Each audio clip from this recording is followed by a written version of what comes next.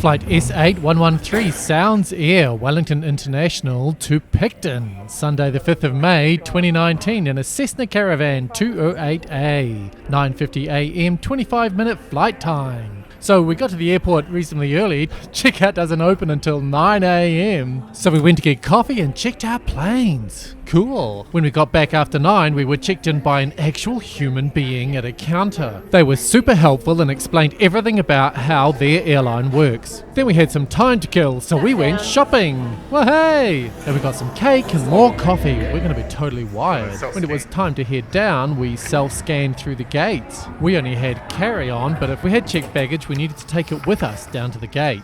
I'm slightly more excited about this flight than possibly I should be. It's such a little plane and such a short flight, but I think it's going to be kind of special and kind of fun. So they're about to load up and then, uh-oh, another customer showed up with some bags. So they wheeled it back in and everyone helped out where they could. It was pretty much a community effort. To be honest, from what I've seen, that seems to be how small regional airlines survive. Everyone helps out and does what they can. People have assigned jobs, but they do a whole bunch of things. The person you can see on the left packing bags also checked us in. The person on the right also took our tickets. And the person who just arrived also flew the plane. So the bags are all stowed and the pilot's doing the visual check. Must be time to get the passengers on. All Scansy passengers travelling through Picton, please board now through gate 3. Thank you. Do you need our bits of cardboard? Yep. Thank you. Thank you so much. No air bridges today, just a cheery hello from the pilots. Then we clambered up a few steps and into the cozy interior of the aircraft. The pilot came in his own door with his own wee ladder. And after the safety briefing, we were off. We taxied from gate 3 at the far southern end of the terminal and we took off to the north on runway 34. Soon after takeoff, we turned to the west and tracked out over the coast. We taxied around past all of Air New Zealand's regional services. Because of the seat I was in, I had a great view over the co-pilot's shoulder and out the side of the plane. So I had two excellent views of this takeoff. I tried to pick and choose the best parts to optimise the experience, but I didn't want you to miss anything, so I hope this medley works for you. Let's go!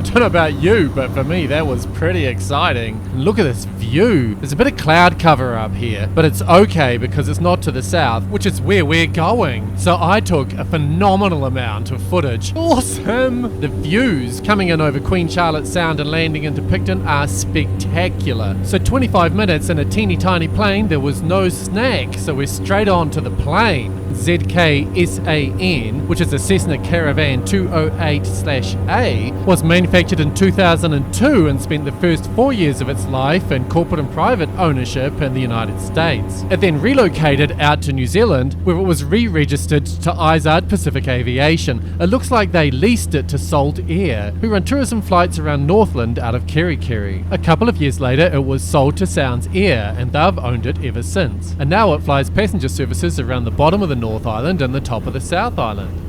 ZKSAN is 17 years old, and it's been with Sounds Air for 11 years. Seating was unallocated, so I charmed my way to being first onto the plane and got myself into seat 1F, right up the front behind the pilot. It's pretty tight getting on and getting off the aircraft, but once you're in there, there's plenty of leg room and space at your feet for your carry-on, but there's no chance you're going to get a tea trolley down that aisle. I was pleasantly surprised to see a reading light and airflow controls. That was unexpected in such a small plane.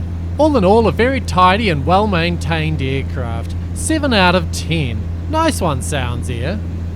We flew west across Cook Strait and through Queen Charlotte Sound and then turned to the southwest down to Picton Airport.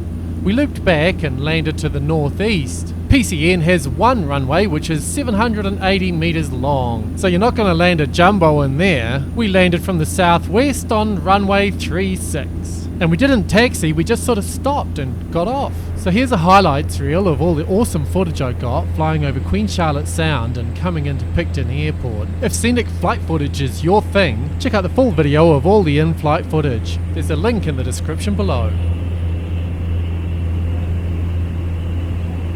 This is Waikawa Bay in the foreground and Picton behind it. Here we are panning around, getting quite close. There it is! There's Picton Airport. We're going to turn around and we're going to land right there.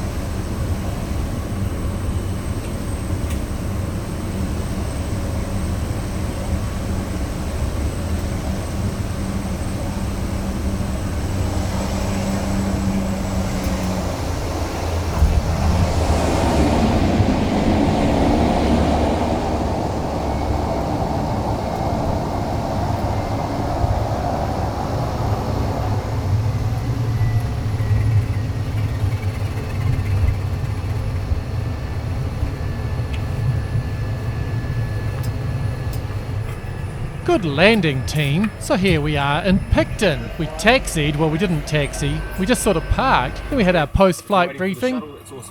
People picked up their bags directly from the hold and walked over to the shuttle. When we made our booking, we had to choose where we wanted to go, but the shuttle actually dropped us right to the door of where we wanted to be. Fantastic service, Sounds Air.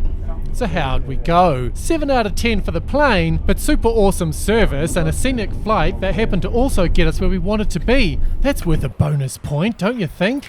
8 out of 10, Sounds Air. You're awesome. Please subscribe and watch every single video we ever make.